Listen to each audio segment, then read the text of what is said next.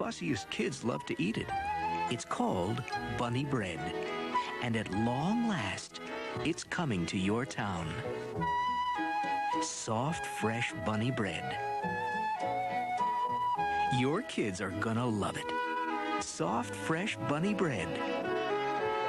Baked by the Flowers family.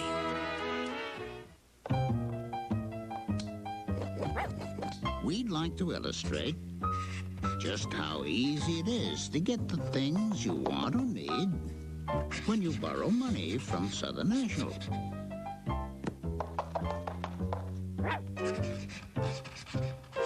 Okay, so that's a slight exaggeration. But you get the point. Southern National, sooner or later, will be your bank. WGH Piedmont News, tonight at 11. I'm Hugh Downs. And I'm Barbara Walters, and this is 2020. From ABC News, around the world and into your home, the stories that touch your life. With Hugh Downs and Barbara Walters, this is 2020. Tonight, murder at a shopping mall. The victim, D. Taylor. I couldn't make out exactly what she was saying, but I noticed she was saying, help me, help me. He's after me. Todd Broom was there. He reached for his gun, and before long, the killer was dead. I walked up to Todd. He was talking to someone else, and I said, hey, guys, is this for real? And he said, yes, ma'am, it's for real. He said, doesn't that look for real? It was the talk of Dallas. Was Todd a hero or a vigilante killer? Tom Jerrial reports. Do-it-yourself justice. What's the best way to stop smoking? Cold turkey, acupuncture, nicotine gum, drug therapy, or one last smoke-a-thon? She's really not nice at all. Helping smokers quit is a multi-million-dollar business. John Stossel spent 7 months investigating what works. Tonight, no hype, just the facts. How to stop smoking. And free speech now has a price tag. Can I leave some of these flyers with you? For speaking their minds, people are being sued. We obviously don't have $250,000. Some say that these tactics are meant to stifle public debate. Stone Phillips investigates a chilling mood that may be gaining momentum. Well, what's America going to be like if every billion-dollar corporation sues into silence everybody that has an opinion against theirs? Slapped with a lawsuit, slapped into silence. Plus, whatever happened to? This week, whatever happened to Vice Presidential candidate Geraldine Ferraro? Those stories tonight, May 25th, 1990. What's more American than the right to free speech? For a news program to be able to tell it like it is, or for individuals to say what's on their minds. Monday, Memorial Day, we honor those who died protecting our freedoms. But tonight, disturbing indications that free speech is being compromised in insidious fashion. It seems that people are being sued for expressing their opinions and beliefs. And when we talk about individuals, we're talking about you, or we're talking about your neighbor who is suddenly slapped with an expensive lawsuit and intimidated into silence. We must tell you that this surprised us, that few of us knew anything about it, but Stone Phillips has examples that may strike close to home. I was astonished, amazed. I couldn't believe it. I mean, I just didn't believe this man would do this. He'd been threatened to, but I was speechless. Just about everybody in the small town of Buras, Louisiana, knows Ann Williams. In fact, many of them had Miss Ann as their third-grade teacher, a job she did for 16 years. And when Miss Ann retired from teaching in 1970, she didn't stop trying to educate her fellow citizens in Buras. We have to fight the incinerator this time in Belchester. But when her lectures outside the classroom on one subject got people's attention here, Ann Williams got more than just her fingers slapped. I felt that I had to file the suit in order to bring Miss Williams to a forum where we had to deal with some facts instead of fiction. It appeared that she was getting some pretty wide coverage, and I spent a lot of time putting out fires that didn't exist. Louisiana businessman Stuart Ellis filed a $2 million lawsuit against Ann Williams after she began turning the tide of public opinion against a waste recycling plant that Ellis wanted to build near Buras. The town of Buras gets its drinking water from this river, the Mississippi. The intake is just over there. And a little further up the river, about 7 miles, is where Stuart Ellis wanted to build his waste treatment plant. Although state and federal officials said the plant would be releasing only low-level pollution into the river, Ann Williams worried that it was too close and too risky. Can I leave some of these flyers with you? Besides handing out leaflets and talking to her neighbors, Ann Williams wrote letters to the editor and lobbied her local government representatives. She thought that's what being a good citizen was all about.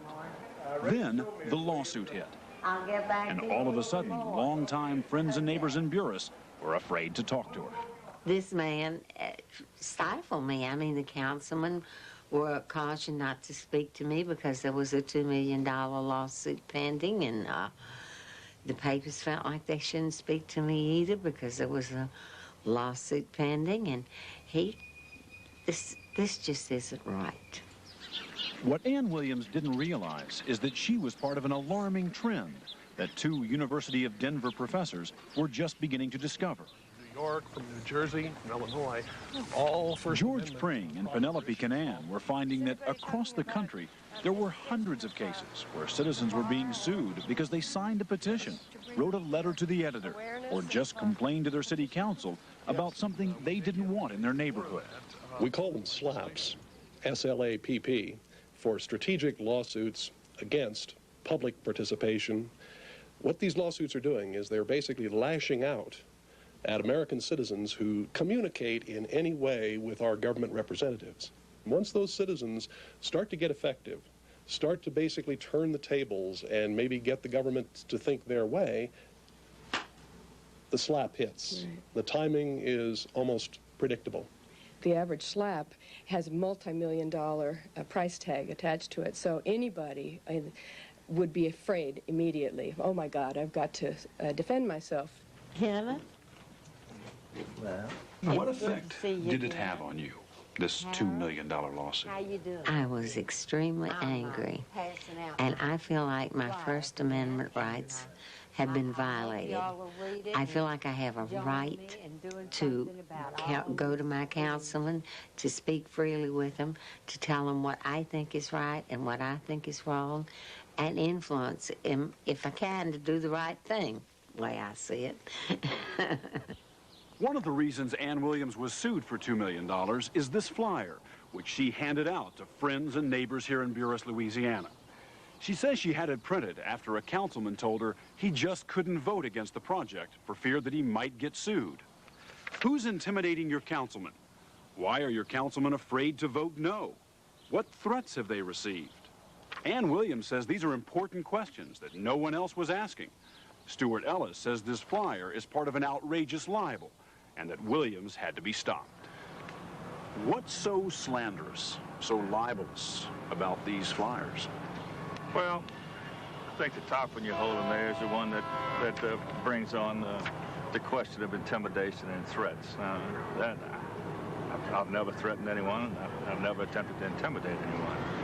Was her concern unfounded? The parish council ultimately ruled that you might not have had sufficient insurance. You were building this plant or proposing to build it on a floodplain, and you acknowledged yourself that low-level pollutants were going to be released into the Mississippi. I was going to be re-releasing low-level pollutants, yes. I've been branded as attempting to establish a waste dump site. First off, that's a total misnomer because the waste was to be brought to me and processed there and then removed. To all of a sudden come up in a flyer that was unsubstantiated was blatantly an effort to damage me and damage the reputation of the company and the way we did business. What happens if she loses? District Councilman Brian Dickinson says he thinks the lawsuit against Ann Williams is ridiculous, that the questions she was bringing up at council meetings and in her flyers aren't all that unusual. Why are your councilmen afraid to vote no? How many times has that question been asked to senators and legislators and councilmen, police jurors all over the country? I mean, this could be given out on any subject, any topic that comes before the council on any given day. I taught my students, and I believe myself, that we have a right to stand up and speak our minds without the threat of lawsuits or anything like that. This is a right that's been given us by the First Amendment, and we need to guard it zealously. And then the truck we started to follow this morning left about 20 minutes after that. They seem to be moving a lot of the tanks out of there today.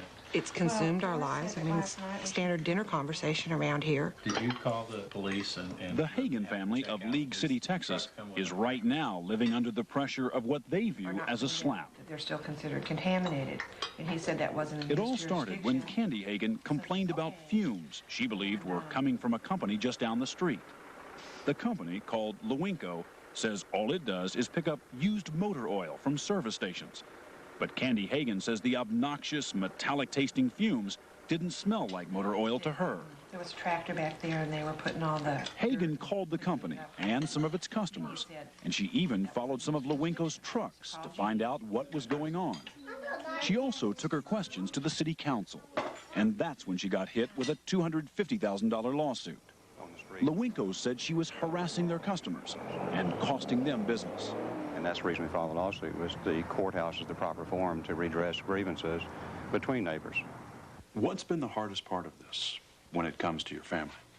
The amount of time that it's consumed and the fear that they're going to be stripped of everything. There will be nothing left. We obviously don't have $250,000. And that will bankrupt us, totally destroy us. And that's the hardest part, is knowing that with 4 kids that there'll be nothing left. They do go through the trauma of years of worry over their own emotional and financial stability and their own loss of, I guess, trust in government. That this could happen is what people really say. That this could happen here is really demoralizing.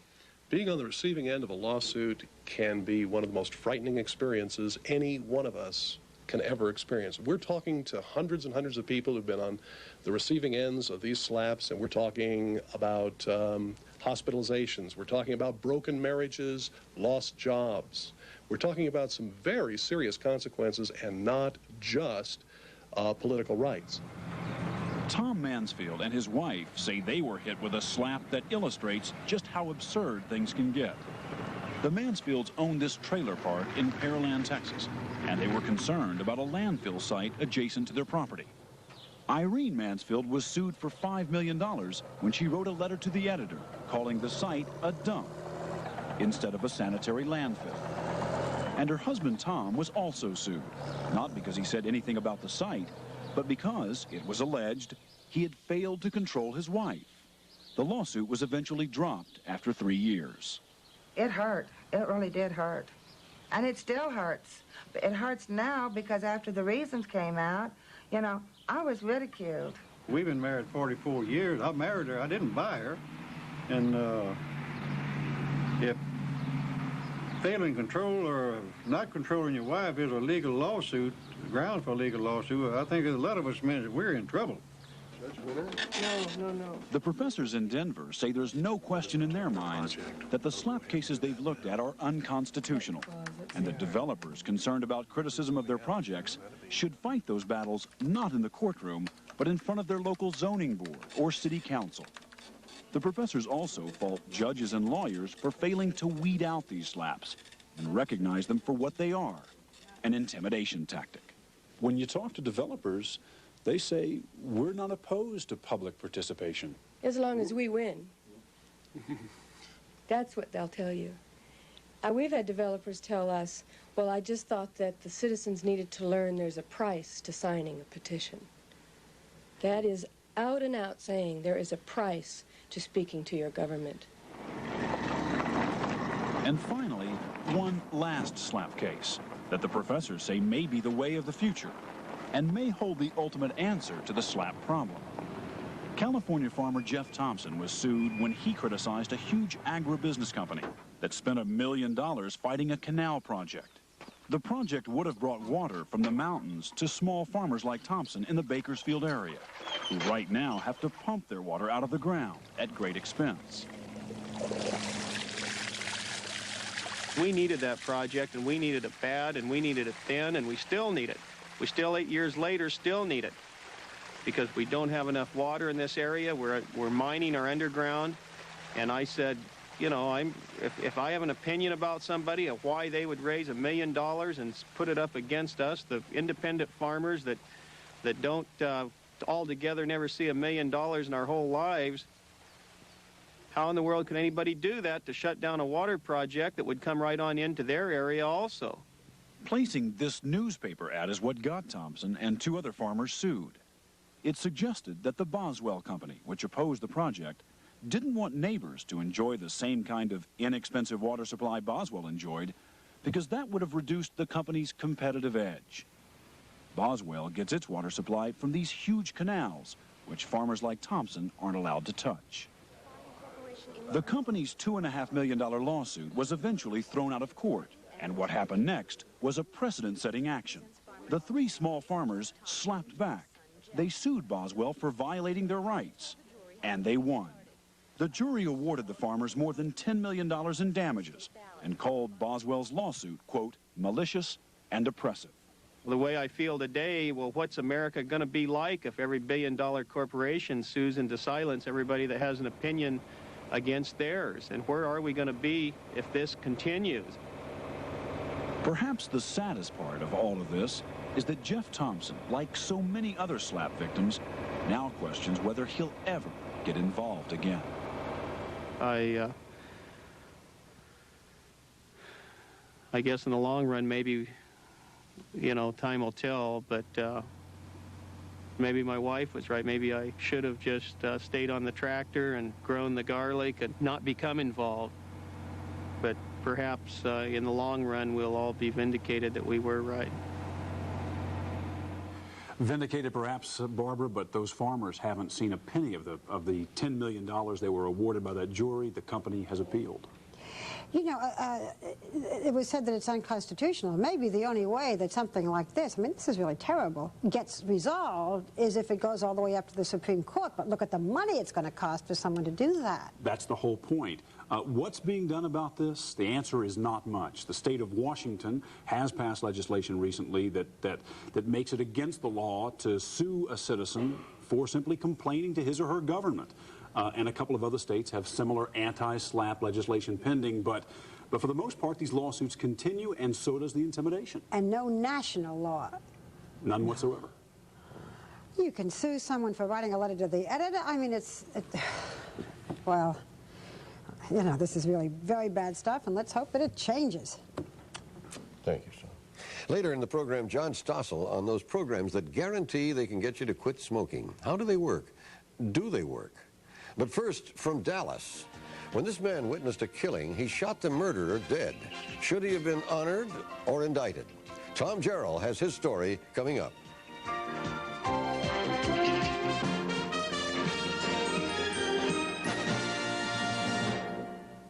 When this was Grandfather's desk, every week I'd help Grandma polish it with Pledge. I'd spray, she'd wipe, and together we'd bring out its beautiful shine. Now that the desk is mine, I use Touchable Pledge, so even smears just disappear. Pledge, still shining after over 30 years with no buildup. And with new Touchable Pledge, smears just disappear.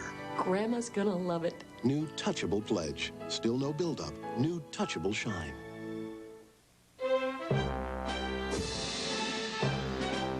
Accidents happen. We can't stop them all, but we can have fewer, less serious ones, which would help lower car insurance costs. To do that, Allstate has combated drunk drivers and championed seatbelts, airbags, and anti-lock brakes. Allstate's committed to building a car insurance system everyone can live with. The day may come when all dishwashers will get your dishes sparkling clean and run quietly enough to let you talk on the phone. But isn't it nice to know Whirlpool Quiet Wash dishwashers will do it today?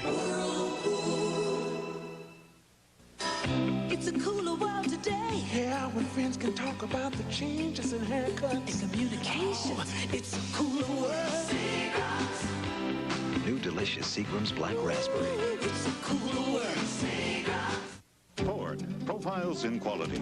Continuous improvement. When your goal is to build the highest quality cars and trucks in the world, you can't stand still. For the 1990s, we applied new technologies. New thinking in how we build our cars. Today, we're building cars so tight, so solid, so precise. We can compete with anything. Made anywhere by anybody. For the 1990s, the Ford Escort and Mercury Tracer. Quality is job one. Saturday. After dark. Tonight. An Irish curse gets a wee bit of help from the team. The coach, Dad. The return of Mission Impossible. Then on the ABC Saturday Mystery. You're investigating me? The striker's ex-wife has something to hide. Too soon to tell us. BL Striker following Mission Impossible, a Saturday night of action. Monday, he got a second shot at love at first sight. I'm not going. Julie Christie, Warren Beatty, Heaven Can Wait. Monday. We've been talking about involvement. Many of us in this country these days, especially in the larger cities, worry about violent crime. But then if you, A, get involved and try to defend yourself, or B, try to defend the victim, there arises the whole question of, are you a vigilante or a hero? And where is the line between the two? What happens in that split moment when you decide to take action? Tonight, Tom Jerrial has the story of a Dallas man who witnessed a murder and very quickly got deeply involved. Some say he deserves a medal. Others say he went too far. Until now, he has said very little about it, an attitude very much in keeping with the Old West. The legendary lawman, standing alone against evil, has become part of Western lore. Justice was swift, usually through the barrel of a gun. Sheriff Pat Garrett became a Texas legend when he shot the notorious outlaw Billy the Kid. For generations, the gun-toting Texas Rangers have been legendary champions of law and order. But the latest candidate for Texas legendhood doesn't quite fit the tall, tough, and strong image.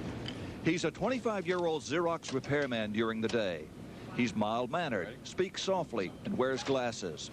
But he doesn't operate from a phone booth. At night, he works the second job running a pizza shop. His name is Todd Broom, and like many Texans, he enjoys guns. In his spare time, he likes to hunt. He owns 2 rifles and also a legal handgun, often using it to target shoot. But Broom's ordinary life changed dramatically on the afternoon of March 12th in a Dallas suburban shopping mall when he became sought as the city's mysterious vigilante killer. This is a .44 Magnum, one of the most powerful handguns made. It fires 6 shots through a 9.5-inch barrel. This one is equipped with a special electronic scope. Broom had a gun exactly like this one when he stopped by the Irving Mall on March 12th. He was heading to a gun range. His .44 caliber was on the front seat next to him when he decided to pull into the mall to pick up some ammunition. On this day, the Irving Mall parking lot would become the crossroads for 3 lives, which would violently clash. Todd Broom, of course, was there. Eddie Edwards, a 41-year-old cable company manager, drove to the mall looking for 28-year-old Dee Taylor, an attractive flight attendant. Eddie Edwards came to this shopping mall to end a long-term relationship with Dee Taylor. They had lived together, but as she advanced in her career, he became more abusive at home, even buying a gun and threatening her with it. She decided to move out. Infuriated, he tracked her here for a fatal encounter. It was about 3 in the afternoon when Todd Broom pulled onto the Irving Mall parking lot. As he waited for a parking space, he spotted through his rear window a man chasing a woman. Todd's life was about to change forever. When did you first realize there was something amiss, something wrong? I first noticed that they were running, approximately came from over there into that direction. And at first I thought they were just 2 kids running, but then I could hear her yell. I couldn't make out exactly what she was saying, but I noticed she was saying, help me, he's after me. Gary Woodard is a college student. He was walking back to his car when Edwards started shooting. About right by this gray car, he took his first shot, and he missed her. I was amazed. But as he got down to by that white van down there, he took his second shot. At this time, she was running up on that curve right there at the red curve, and he ran up on the side of her and shot her right in the side of the head. She fell, and then he fired 2 or 3 times more while she was down. As Dee Taylor lay dying in a pool of blood, her executioner turned and headed toward his car. Charlotte Shaw, a former parole officer, also was an eyewitness. She watched Edwards jog past her car, the gun still in his hand. He looked her right in the eye. I thought I was going to die, and so I closed my eyes. And then I opened my eyes again, but nothing happened. And that's when I saw Todd get out of his car. And that's when I grabbed the gun out of the holster and got out of the car and stood approximately about right here behind the door. Saw this young man standing up with the most unbelievable gun I have ever seen in my life. I heard him yell something. I don't know what it was. I told him to stop and to freeze, and then he turned around and looked at me. What did you do next when he didn't stop? His front door was still open, and he approached it to get in, and I fired a shot towards the rear of his car. Did he stop then? No. He started making some motions and stuff in there, and I didn't know what, so I fired again. And after that, he started the car up and spun on out of the parking lot. Moments after Edwards drove away from the mall, his car crashed into a pole. Unknown to Broom, his second bullet had pierced the driver's side door and hit Edwards, mortally wounding him. Broom drove off, fearing he would be arrested. The police investigated and began a citywide search for a vigilante killer. TV stations began running this sketch of the so-called mall gunman. 2 days later, accompanied by his lawyer, Frank Jackson, Broom turned himself in. Why did he wait 2 days? Just a little bit of personal fear for myself at that moment. I wasn't sure how the police would react or what was legal and what wasn't and anything like that. So I went home. Broom's case went before the Dallas County Grand Jury. The DA's office sought a murder indictment. We explained to them our opinion with regards to the law in the case, which was that Mr. Broom was not justified in using deadly force, that is, in killing someone, under the circumstances. Under Texas law, if Broom felt his life was threatened, he had a legal right to use deadly force, to shoot and kill Edwards while defending himself. Remember, though, Edwards was trying to drive away from the parking lot when Todd Broom fired.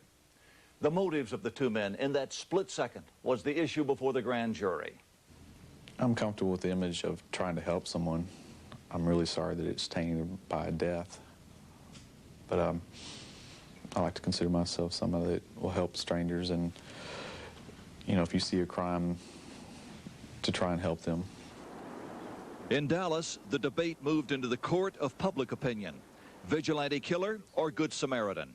Everyone had strong feelings, especially those closest to the two who had died. Dee Taylor was divorced and had a 5-year-old daughter, Tiffany.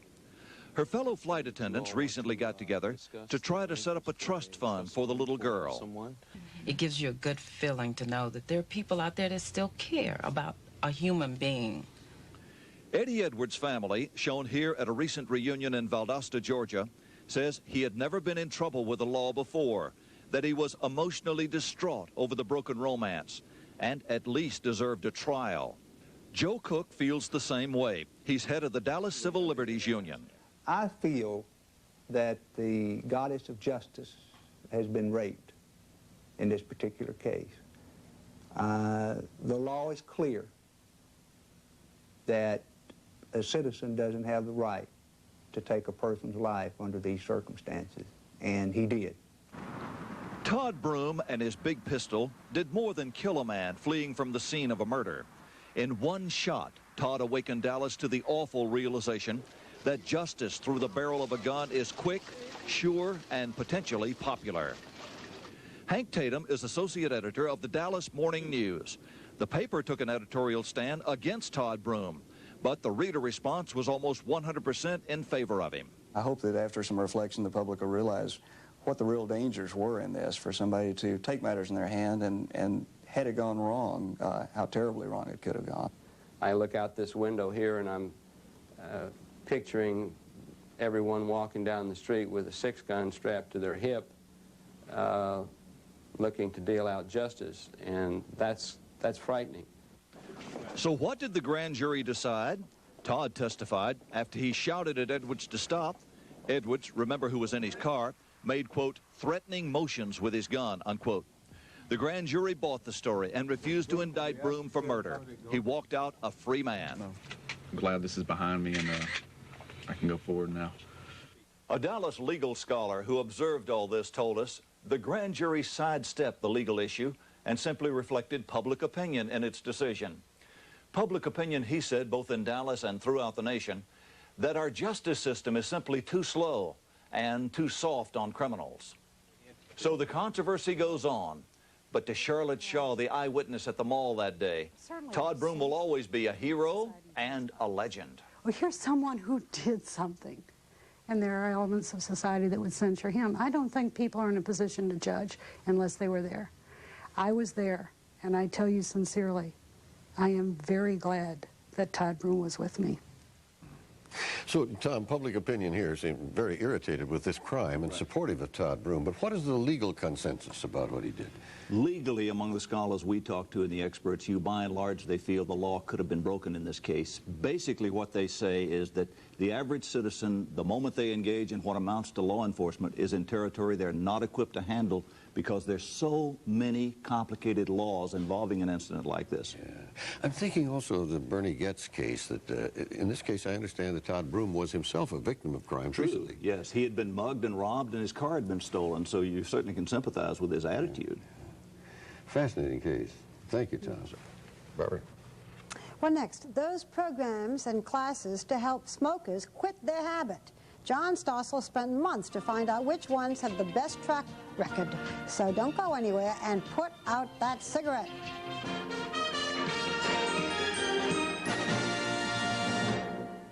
Did you know that if your business isn't using AT&T, your long-distance company could be wasting your time? Other long-distance companies take over 40% longer than AT&T to connect calls. And all those extra seconds spent waiting can add up to hundreds of lost hours.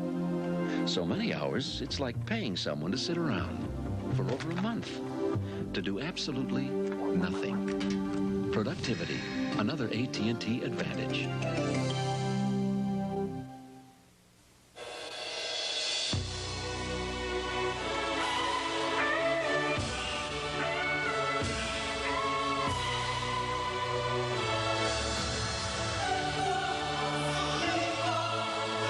Introducing the 1990 Acura Integra, an automobile that can make getting there considerably more than half the fun.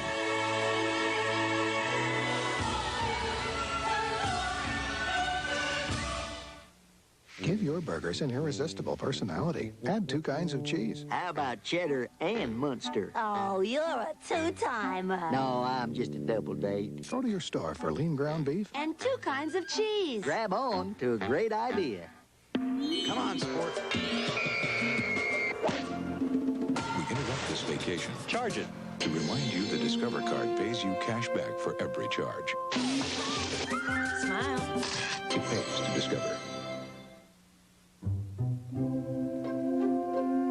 The airline that brings you 10 countries across Asia and the Pacific now bridges the Atlantic to Europe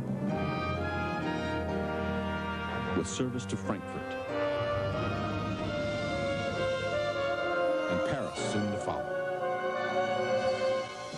Come fly the airline that spans more than half the world. United. Come fly the friendly skies. Heavy smokers. 2 packs a day for 40 years. 2 packs a day for a decade. Did Stop Smoking programs help them quit? John Stossel reports how to stop smoking when 2020 continues.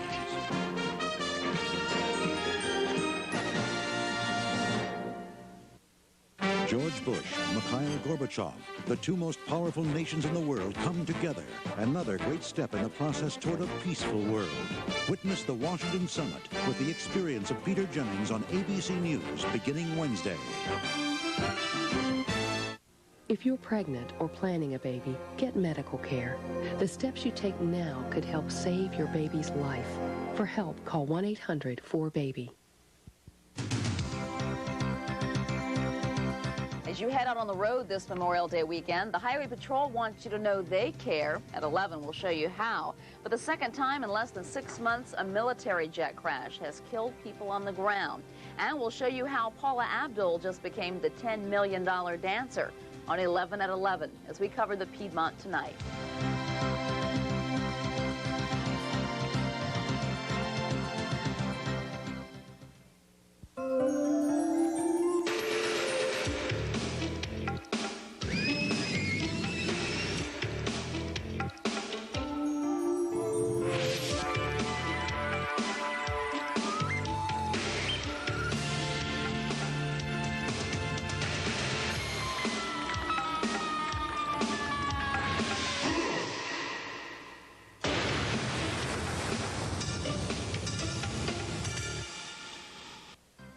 You're watching WGH Piedmont 8.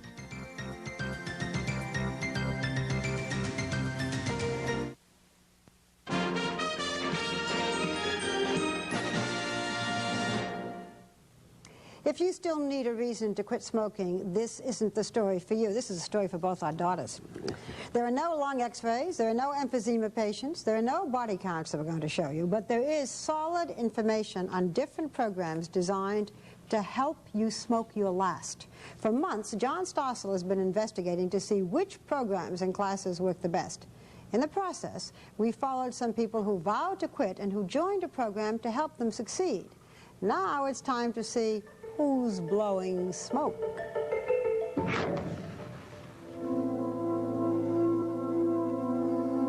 I'd like to stop smoking because I feel that my heart is just going to fly out of my chest. Smoking makes you somewhat of an invalid, it really does. I never was prepared to say, really, that I was an addict. More people are confronting their addictions lately. I guess the fact that these things cause some nasty, vicious diseases is finally getting through. The government says this year some 17 million Americans will try to quit. Unfortunately, most will fail. It's a tough addiction to break. The good news is that about half the people that have a lung removed quit smoking. The bad news is half of them go back to smoking. Dr. Jack Henningfield, for the past 20 years, has studied what withdrawal from drugs does to things like brain function and reaction times. When the person smokes, the nicotine is volatilized, just like the crack vapor of cocaine. So the cigarette is the crack form of nicotine. Tiny bursts go to the brain even quicker than an intravenous injection. When we talk to the hardcore drug addict that uses everything, cocaine, heroin, alcohol, and nicotine, and we say, what's toughest? Nicotine was as tough to give up, if not tougher, than heroin. Still, people do quit, and lots of companies say for a price, they'll help you quit. Cigarette can work for you. Nicorette. There are chemical cures, group therapy. Another thing I used to say to myself is cigarettes are no friend of mine. There's aversion therapy. This place gives you electric shocks while you smoke. Picture the weight moving up and down. There's hypnosis. And I am going to stimulate this acupuncture, self-help books, and so on. And some make it sound so easy. All you do is press the smoke button every time you light up. Now, are all these methods as good as they claim to be? Well, we thought we'd follow some people while they tried the techniques. Peg Holcomb of Amherst, Massachusetts, has tried several times to quit on her own. It's never worked. I literally went up the wall. And carrying on, I mean, like sort of manic depressive. You know, it was withdrawal. It was terrible. Tomorrow, she'll try to quit again. Her family wishes her well. Here's to you, Peg. Okay. Peg's about to try acupuncture. So the next morning, acupuncturist Jonathan Clate sticks needles into different parts of her body. The acupuncture points near the wrist are supposed to reduce her desire for tobacco, and the needles in the chest supposedly help her breathe better. Your breathing and heart rate are slowing down very nicely. Peg will get 4 sessions of this for $165. The acupuncture treatment seems to actually diminish the physical craving for cigarettes. Just gonna feel a pulse. We don't know how it works, but of the 75% whom we accept, we have a 90% success rate. Wow, 90%. That's hard to believe, so we did our own informal survey. Amy, this is Amelia calling from Jonathan Clate's office. Hi. With the help of Dr. Clate's assistant, 2020 associate producer Chris Oden called some former patients. Hi, Amy. How you doing? My name is Chris. From the doctor's files, we randomly selected patients who'd received the acupuncture treatment at least 6 months before. So it's been over a year. Over a year, yeah, and I feel really terrific. I feel While he's calling, let's check out some other programs. Joe Landa's a chef in New York City. After 10 years of 2 packs of True Blues a day, Joe says he wakes up coughing and wheezing, and he's determined to quit. This brochure caught his attention. I was just waiting for a program like this to come along to make it easy. They say you quit smoking in one office visit, one day. An easy, one-day cure. What could be better? It's possible, says this clinic, through drug therapy. A doctor injects you with drugs that are supposed to block the physical urge for the nicotine. They give you an injection in the head, behind the back of the ear, and that is very painful. It actually felt like someone was putting a cigarette out behind my ear. This program really works. It's very effective. Over 90% of the patients that come to us stop smoking. 90% again. I asked the clinic's medical director about it. What are the drugs and how do they work? Atropine, scopolamine, thorazine, and vitamin B. They work by providing an antagonist to the nicotine craving. And that gives you an 80–90% success rate? For 2 months. It's an 80–90% success rate for 2 months. It's a 40. What is it for? Oh, 40% for 12 months. But aren't you conning people, desperate people, a little bit here? I mean, 80% success rate, pay $500. You don't know that your patients are doing that well. Just in the time that I've been here, I've been very, very impressed with the length of stay, that they have been off cigarettes. Can we go through your records and do our own survey and see if it's true? Be my guest. Okay, let's go do that. We'll give you the results of that survey in a moment, but first, one more approach. You need to reduce those subconscious cues out there that have you automatically lighting up cigarettes. But this program claims a more modest 40% success rate. It's called Smoke Stoppers, and it's a for-profit company that markets its services through hundreds of hospitals. Vary your daily routine. Okay, relax as much as you possibly can in these chairs. You pay around $200 to go to 7 meetings at your local hospital where you hear advice like this. No coffee or caffeine-related products. Avoid that for the next 4 days. John and Kathy Derler hope this approach will help them. Kathy's been smoking for 20 years. She lights up instinctively while working the phones at her real estate office. I smoke when I'm at work and I'm on the telephone. Constantly, probably every 4 or 5 minutes. Her husband's been smoking even longer. 35 years ago, it was a thing to do. It's not a thing to do anymore. My mind is made up. I'm kicking this habit. To help them kick it, Smoke Stoppers will torture them a bit. The instructors seal the room, cover their hair, and play a tape of annoying white noise. While they tell the smokers, smoke 4 cigarettes in a row and smoke them backwards in the wrong hand and fast. One right on top of the other. Fast, fast, fast. Puff, puff, puff. I want to see this room so full of smoke I won't be able to find you. They call this negative smoking. It's designed to literally make you sick of smoking. To help make you sick, they show slides of smoking-caused cancers. The room gets so gross that the instructors and I wear gas masks or breathe through towels. This is really not nice at all. After 35 years of smoking, this'll do it? It's going to do it. This is absolutely disgusting. It stinks. It's gross. My fingers are probably yellow. I feel like I'm ready to choke. 2 pinky puffs. After tonight, never again. No, I really convinced myself. Good luck. Thanks. As they leave, wheezing and coughing, they check their cigarettes and lighters at the door. Good luck tomorrow. We'll see you tomorrow night, 7:30. Now, given that these were just a few of the thousands of techniques available, how do you pick one that's right for you? Well, Dr. Ron Davis could give you some advice. He puts out the annual Surgeon General's report on smoking. In here are summaries of studies that say which techniques get better results. Of course, what's best for you depends what kind of smoker you are. For many of you, the addiction is largely psychological. The need to have something in their hands, the need to have something in their mouth, the delight in lighting up. You've been programmed by years of habit to light up in certain situations, like a cocktail party, as shown in this film. Have a cigarette. Yes. No, thanks. No, I'm sorry. I quit. I did, really. When you try to quit, it can seem as if everyone but you is smoking and enjoying it. On the other hand, some of you have more of a physical addiction. Your body just craves the nicotine. You probably smoke first thing in the morning, or even when you're sick, or where smoking's forbidden. If this description fits you, then perhaps a withdrawal aid, something like a prescription for nicotine gum, may be helpful.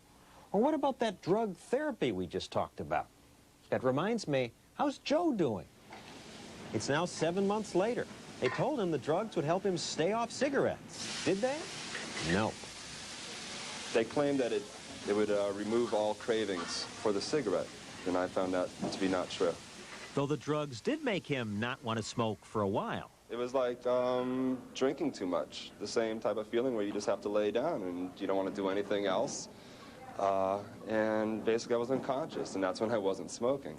Still, this company called Smoke Stop has 6 offices in different cities, and this research paper documenting the 80 to 90% success rate. Unfortunately, the study was done not by an independent scientist, but by a founder of the clinic, Nick Bashinsky.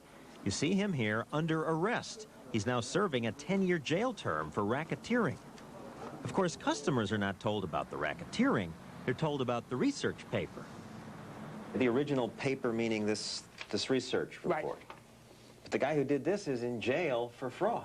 No, income tax evasion. Not medical fraud. Fraud connected to his Stop Smoking clinic. Well, just as money dealings. This is not a good study.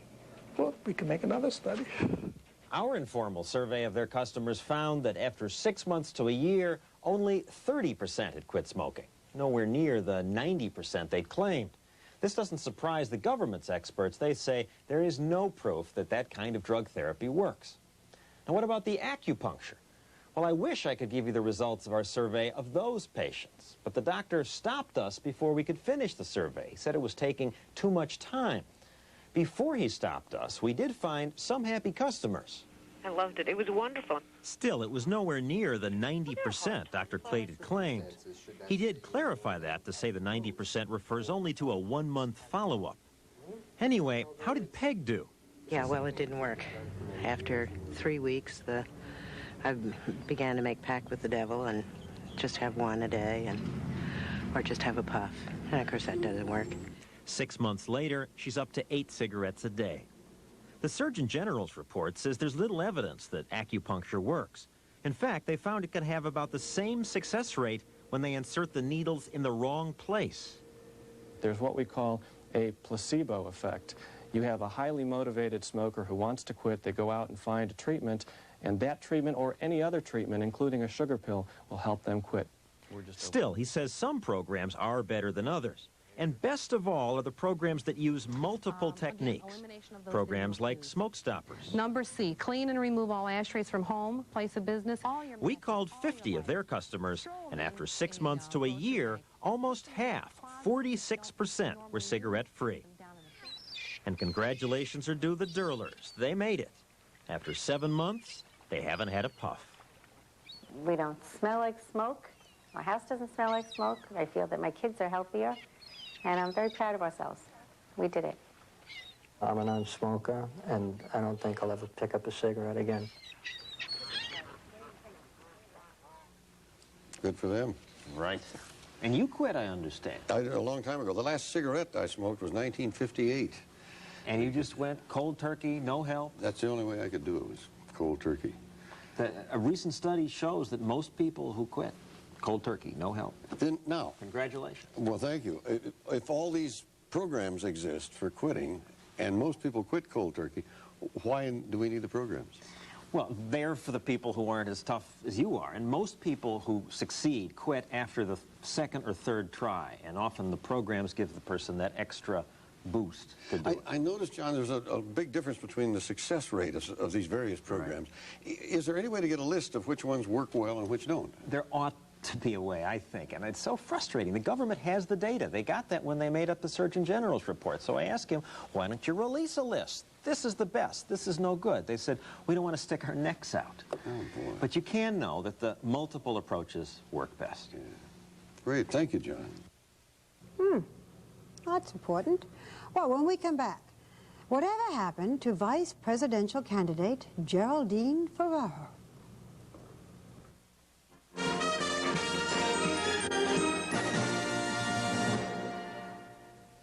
You may not realize it, but when you designed your home, you used Conseil engineering. You put the table within reach of the chair within reach of the lamp. Special touches that make home feel just right.